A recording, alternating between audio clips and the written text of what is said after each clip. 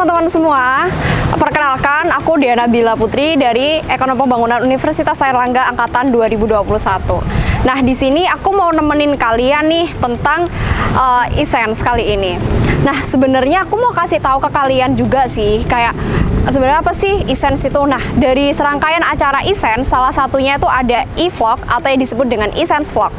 Nah, untuk e-sense vlog kali ini, kita akan membahas mengenai penelitian di suatu lembaga di Universitas Airlangga, yakni ada LPEP, yaitu di mana merupakan lembaga pengembangan ekonomi pembangunan Universitas Airlangga. Nah, tanpa berlama-lama lagi, ayo kita cari informasi yuk mengenai apa sih itu LPEP dan gimana penelitian.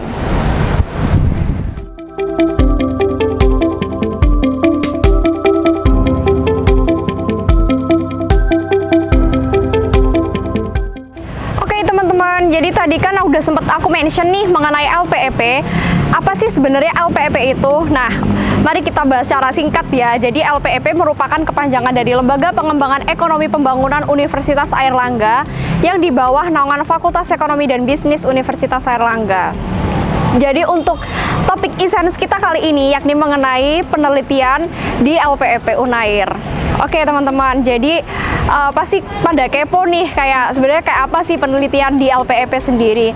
Nah, jadi tugas dari penelitian LPEP sendiri memiliki 3 tugas, yakni ada pelatihan, penelitian, dan juga jasa konsultasi. Tanpa berlama-lama lagi, mari kita kepoin sedikit nih dan juga menambah wawasan kalian juga kan mengenai LPEP.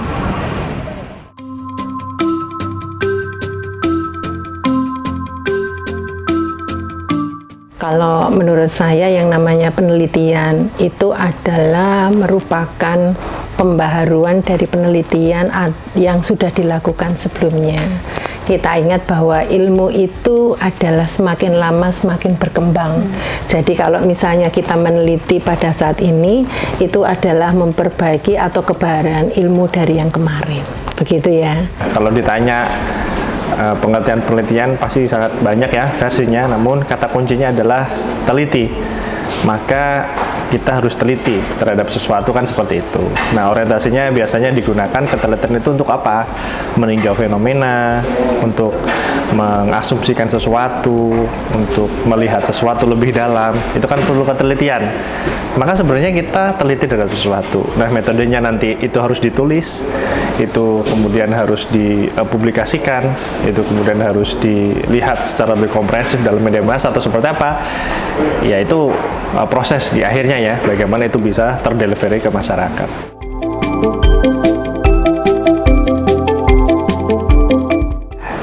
Jika tadi saya katakan bahwa kita harus teliti, tentu ada prosedurnya. Prosedurnya itu sangat saintifik ya dan sangat ilmiah, sehingga itu diperlukan agar hasilnya juga akurat seperti itu. Karena hasil yang akurat nanti bisa digunakan untuk dasar kebijakan, digunakan untuk dasar melangkah dalam konteks kebijakan juga, atau hal-hal yang sifatnya juga bisa untuk mengevaluasi atas kebijakan yang sudah dilakukan, terutama di bidang ekonomi. Jadi entah itu yang sifatnya pre atau post, penelitian itu posisinya bisa di mana aja, untuk merencanakan atau untuk mengevaluasi, atau bahkan langsung keduanya. Itu bisa dilakukan bersama-sama melalui proses penelitian.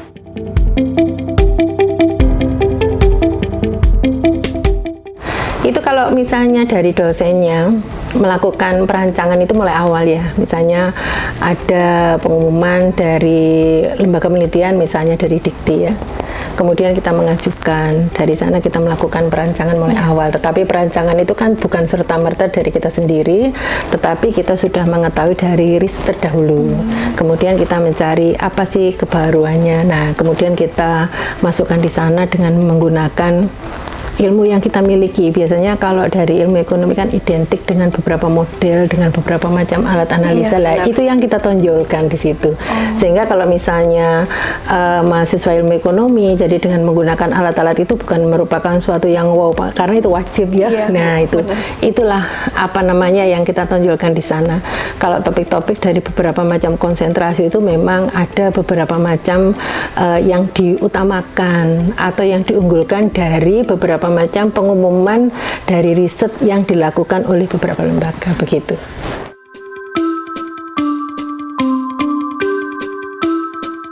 Kalau ditanya wajib ada atau tidak, itu jawabannya bisa sangat diplomatis ya.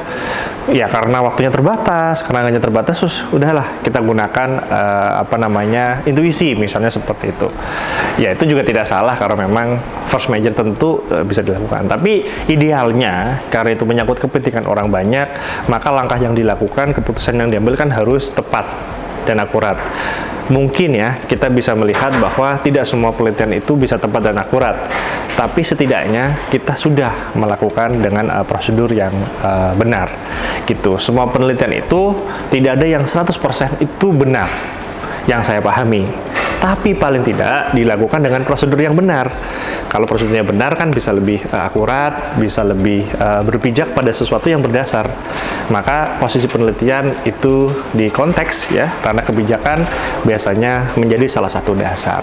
Perkara nanti ada aspek politik, perkara mungkin nanti ada aspek pertimbangan terhadap sesuatu yang lain, itu menyertai tentang elastisitas dari hasil penelitian.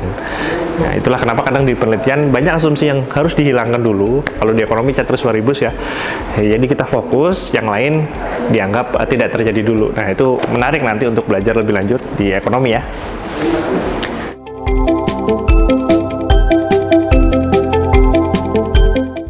Kalau kita melihat di dalam penelitian, itu kita menggunakan penelitian mixed methods biasanya.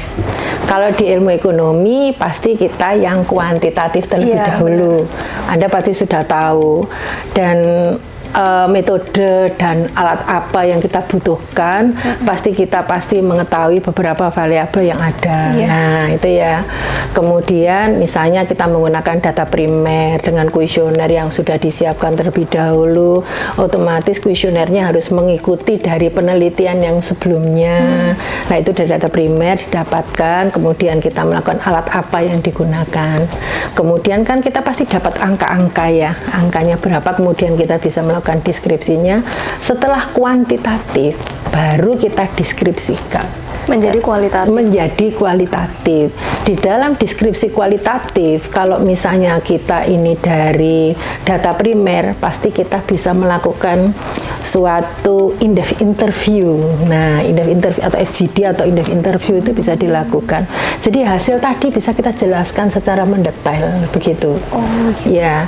Kalau misalnya kita hanya kuantitatif saja, ya sudah berhenti sampai di situ. Kadang-kadang orang membacanya ini maunya kemana. Jadi ada kuantitatif terlebih dahulu, baru dikualitatifkan. Seperti itu.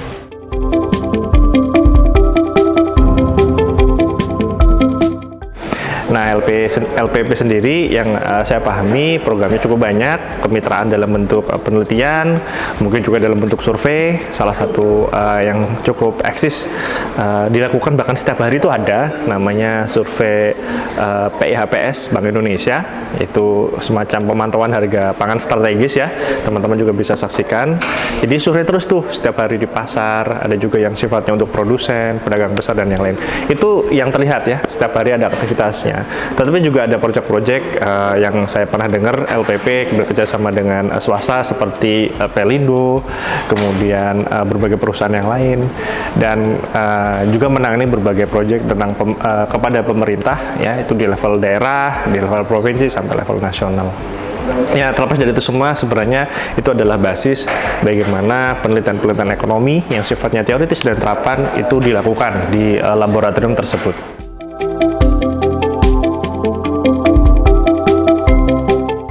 Nah, ini menarik nih, bagaimana tahapan mahasiswa bisa menjadi seorang peneliti. Karena ya kalau mau jadi peneliti kan sebenarnya jadi peneliti aja gitu, setelahnya silahkan. Tetapi kalau itu sudah ngomong mahasiswa, ini saran ya dari saya, teman-teman bisa berkumpul dengan embrionya. Jadi interact with the right environment. Jadi berkumpullah dengan teman-teman yang juga suka meneliti, itu penting banget untuk mendapatkan vibes atau lingkungan tersebut. Baru nanti teman-teman sambil melatih ya skill menulis atau menelitinya, itu ikut lomba-lomba karya ilmiah yang biasanya lombanya itu tentang konsep-konsep saja biasanya. Nah, kalau teman-teman nulisnya dengan nuansa ada penelitian di dalamnya, entah itu survei, entah itu mungkin melakukan forecasting, itu pasti bagus banget. Nah, Nah, sehingga setelah menemukan environment, teman-teman bisa mengasah kemampuan itu. Nah, selanjutnya seperti apa lagi? Berarti kan sudah ada nih budayanya bertemu dengan orang meneliti yang sama, kemudian kita bisa lihat di situ teman-teman ter-challenge untuk ikut lomba, dan nanti bisa tuh unjuk kebolehan, mungkin menemui dosen, dan mungkin melamar saja kepada dosen tersebut, boleh nggak menjadi asistennya, atau kemudian bisa juga jika ada project, saya menaruhkan CV seperti ini, saya bisa menjadi asisten, saya punya kemampuan seperti ini, jadi promosikan diri kalian ke dosen yang bidangnya mungkin sama dengan kalian. Nah, setelah itu kan berarti intinya terlatih ya, gitu. Nah, nanti jika sudah mulai proses seperti itu, teman-teman baru tuh nanti dengan pengalaman yang ada pasti lebih percaya diri untuk mungkin juga datang ke laboratorium yang ada di FEB UNER seperti LPP kalau dari EP, manajemen dari LPMB, di akuntansi ada PAPSI gitu ya, terus ada juga lembaga diakis, itu boleh ya di ranah fakultas. Tapi kalau kemudian kita melihat di ranah universitas, itu juga banyak juga RJU Revenue General Unit yang ada di universitas. Nah, kalau ingin mengkonsep lagi, bisa juga datang ke konsultan nanti untuk melamar bahwa saya punya kemampuan seperti ini. Tapi poin pentingnya adalah experience. Dan experience itu bisa didapat ya, yang paling mandiri ya dari ikut ajang lomba-lomba. Karena apa? Karena teman-teman akan dapat experience nulis, presentasi, berinteraksi dengan orang lain, dan kalau menang di FEB UNER juga pasti dapat insentif yang cukup untuk teman-teman bertahan hidup lah dalam tanda kutip ya. Ya, kalau ditanya hambatan, setiap orang pasti mengalami itu. Ya, mulai dari kadang datanya sepertinya ya tidak bagus, dalam artian tidak optimal. Kalau itu data primer, kita carinya di lapangan, oh nggak optimal, ya, jadi kan nggak bagus tuh. Ada juga yang harus berbayar, ada juga terkait teknis, referensinya itu harus di-download dengan tidak mudah karena juga mungkin berbayar, dan banyak hal lah sebenarnya. Itu kalau dari sisi mungkin sifatnya adalah data atau dana ya. Tapi sejauh ini saya melakukan penelitian, sebenarnya itu membangun teamwork, semangat yang konsisten di dalam konteks penelitian. Itu yang menjadi tantangan biasanya jadi peneliti. Kenapa? Karena peneliti yang sifatnya dosen kan juga kegiatannya banyak ya. Sementara di luar negeri itu mungkin ada dosen yang dia fokus hanya tentang penelitian. Nah, di Indonesia ini cukup multitasking dan multi talent sehingga kita harus bisa membagi waktu. Nah, membagi waktu ini itu sangat solutif jika memiliki teamwork yang bagus. Sehingga apa? Pekerjaannya bisa lebih fokus, bisa sesuai bidang kita, dan kita bisa menyelesaikan dengan sesuai target.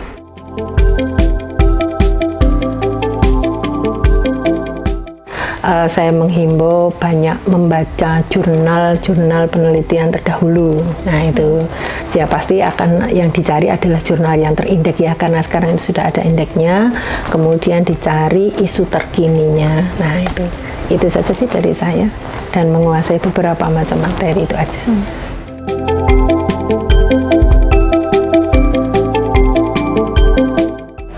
Teman-teman, nggak kerasa nih kita udah sampai di penghujung acara Essence Vlog kali ini.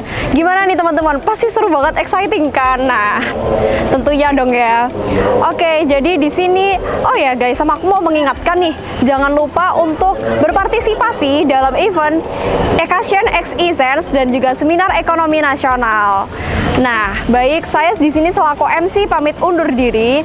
Siang hari makan kuaci bersama dengan Ibu Asih. Saya mengucapkan terima kasih. Bye-bye.